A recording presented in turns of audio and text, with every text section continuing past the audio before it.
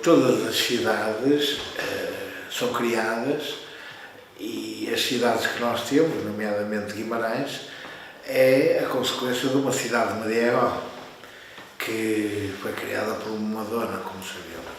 Esta cidade foi crescendo, em determinado momento foi rodeada de muralhas e é preciso que a gente, de alguma forma, pense que as coisas não aconteceram de forma estática. Havia hábitos que as comunidades tinham e que alguns vamos passar a referir para percebermos como é que aconteceu a tradição de Santa Luzia. As pessoas viviam na vila e fora das muralhas tinham a sua atividade agrícola.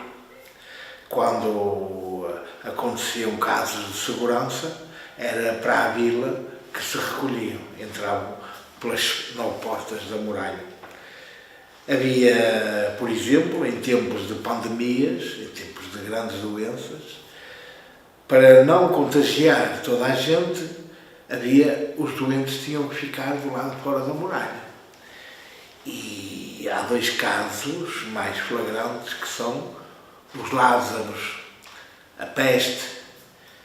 São doenças que se procuravam, quando eram detectadas, ficar fora da muralha para não empestarem, e aí está um termo que nós às vezes usamos fora do contexto, não empestarem exatamente aqueles que estavam sãos.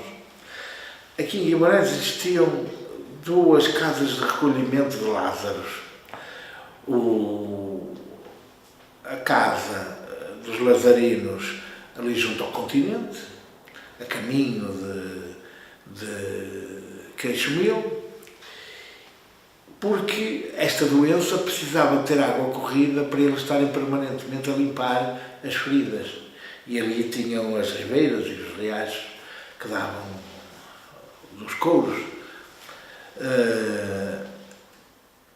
Logo a seguir tínhamos aquele pequeno monte que chamámos Alto da Bandeira, que também era conhecido pelo Souto dos Mortos.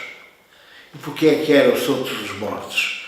Porque era um carvalhal que existia naquela montanha, onde se recolhiam os doentes leprosos, os Lázaros.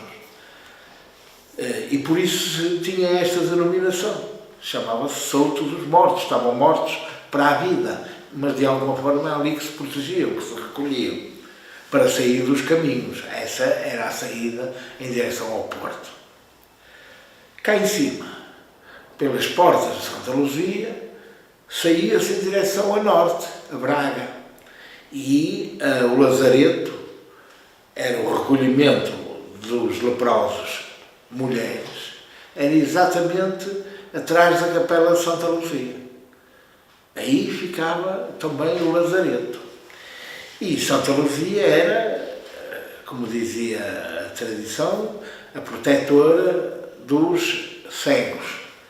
E não são os cegos só físicos, são também os cegos da cabeça. Ou seja, muitas das vezes nós representamos também a cegueira do indivíduo com um olho na testa. E esse olho é a tradição dos ciclopes. E essa falta de inteligência é aquilo que nós chamamos a cegueira humana. Ora, a protetora da cegueira era exatamente Santa Luzia, que é representada com uma pequena bandeja com 2 olhos. E por isso, as pessoas com dificuldades, ou com deficiência, ou doentes, iam todos a Santa Luzia no dia 13 de dezembro. Com o tempo, começou também a descer à cidade os jovens filhos dos lavradores, porque nessa altura a atividade económica principal era o campo. E era aí, nesta pequena romaria, que se juntavam os rapazes e as raparigas em despiques e descantes com ditos jocosos e e alguns até atrevidos, de aliciamento e de enamoramento.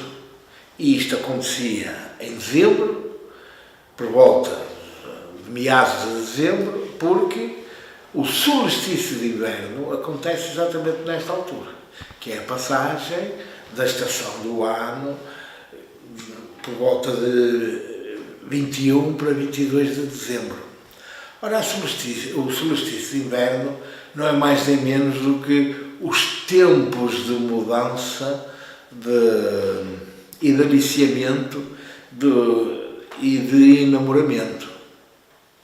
E por isso criaram hábitos que depois se traduziram hoje na produção de pequenos confeites, que é assim que se diz, que são muito primitivos e que representam o feminino na passarinha. Uma passarinha que era feita de alcatira e açúcar, era uma massa que se comprava nas farmácias e que permitia fazer um objeto parecido com uma passarinha, com um pássaro feminino.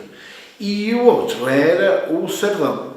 E o sardão era feito com massa de café, porque antigamente não se tomava o café que nós tomamos hoje, o expresso, que as máquinas fazem tudo. Nessa altura o café era de saco e sobravam as borras. E essas borras eram aproveitadas.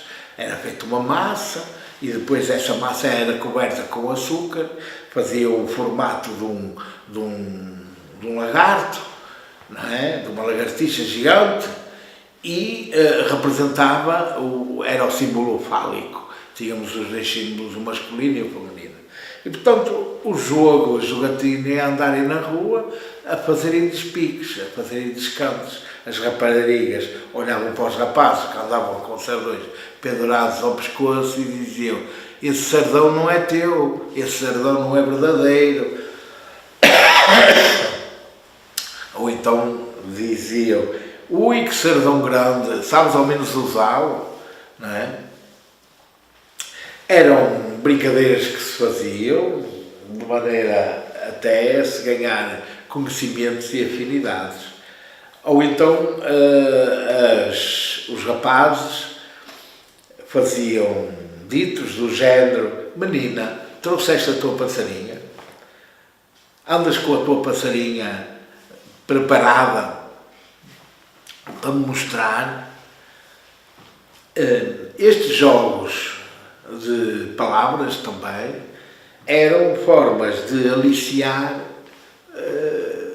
amizades e compromissos que depois se traduziam em atos próprios, em atos de compromisso. Por exemplo, as raparigas que já conheciam o rapaz e que os conheciam por volta de 8 de dezembro, que é o dia da Senhora da Concepção, da Senhora da Conceição, que na prática é a Senhora da Criação, porque a Concepção é a Criadora, corresponde exatamente a Maria, aquela que criou o Jesus. E se tinha compromissos, o compromisso era acertado, era provado em Santa Luzia, uma semana depois. E era aí que as raparigas tinham a certeza de ter namorado, porque o rapaz oferecia-lhes a caixinha dos segredos. E a caixinha de segredo não era mais nem menos do que uma caixinha que tinha dentro os símbolos do compromisso, que era o coração, uma passarinha, um sardão e um dito, que aí é que era o verdadeiro segredo. Era uma frase que correspondia ao compromisso deles. Eu sou tua para sempre. O meu amor é eterno. Gosto mais de ti do que tu de mim. Percebes? Esse é que era o verdadeiro segredo.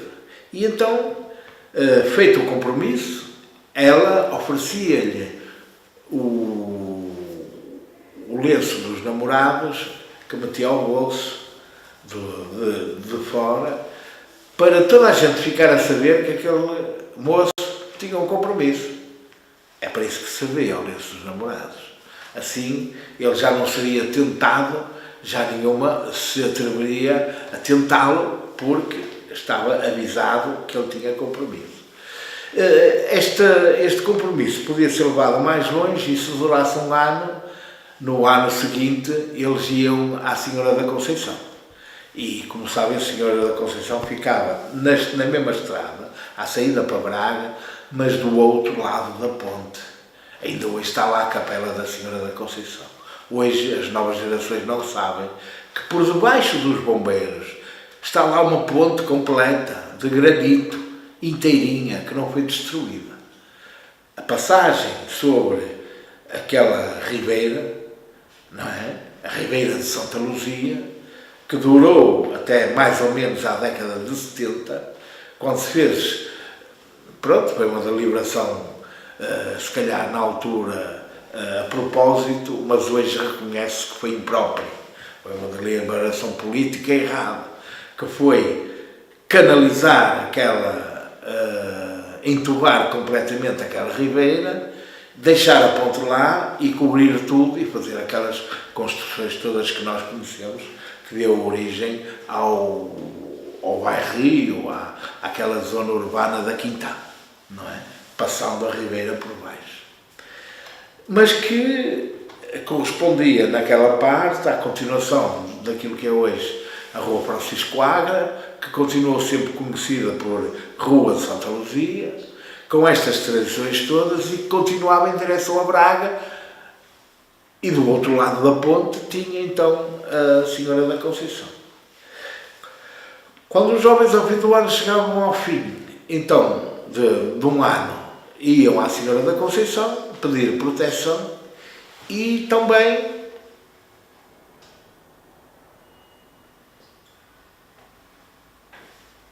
compromisso para poderem acasalar. Iam aos oleiros da Cruz de Pedra buscar a cantarinha dos namorados, que é um ex-libris da cidade de Guimarães, mas que a maior parte das pessoas não sabe o seu significado. A cantarinha de Guimarães era uma espécie de convite que se fazia a toda a comunidade, ou seja, convidavam-se as famílias, o rapaz e a rapariga, e ia levar a cantarinha de Guimarães às famílias que queria que estivessem na festa do acasalamento.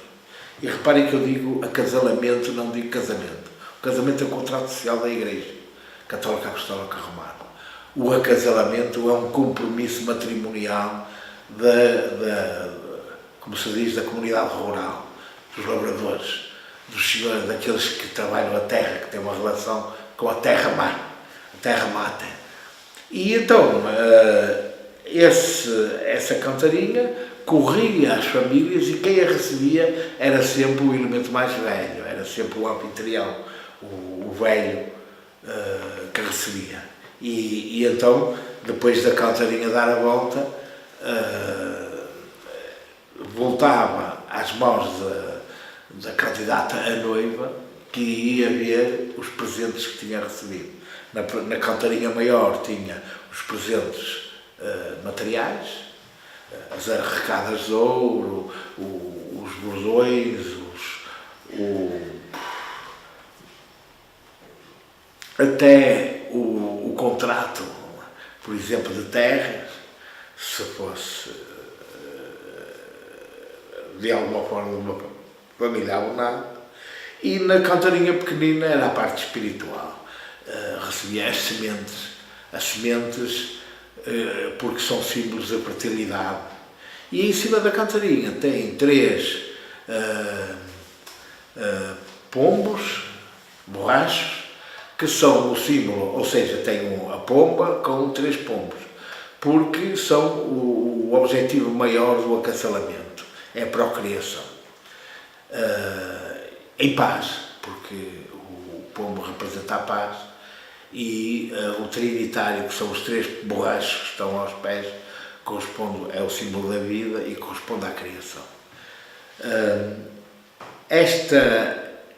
Esta peça é eminentemente simbólica, como é a festa de Santa Luzia, com aqueles objetos que hoje já se perdeu um bocado o bom hábito de se brincar com eles sem faltar o respeito a ninguém e sem agredir ninguém. Mas é preciso que se perceba que são tradições do mundo rural, de um tempo em que a vida era completamente diferente daquela que nós conhecemos hoje e que hoje são símbolos culturais de um tempo, etnográficos, de um tempo que de alguma forma se desapareceu, mas que chegou aos nossos dias. E por isso são aquilo que nós chamamos de património imaterial. Património imaterial que a nós nos interessa perceber como é que funcionava naquilo que é o conhecimento antropológico dos comportamentos humanos.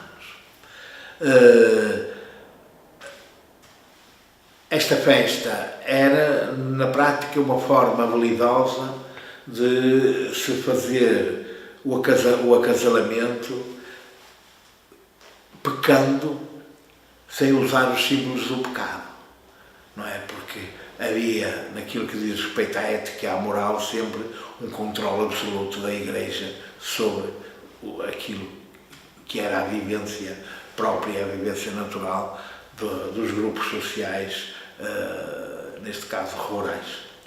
Santa Luzia acontece em Guimarães a 13 de dezembro e praticamente no Minho é que há resquícios e vestígios da sua tradição.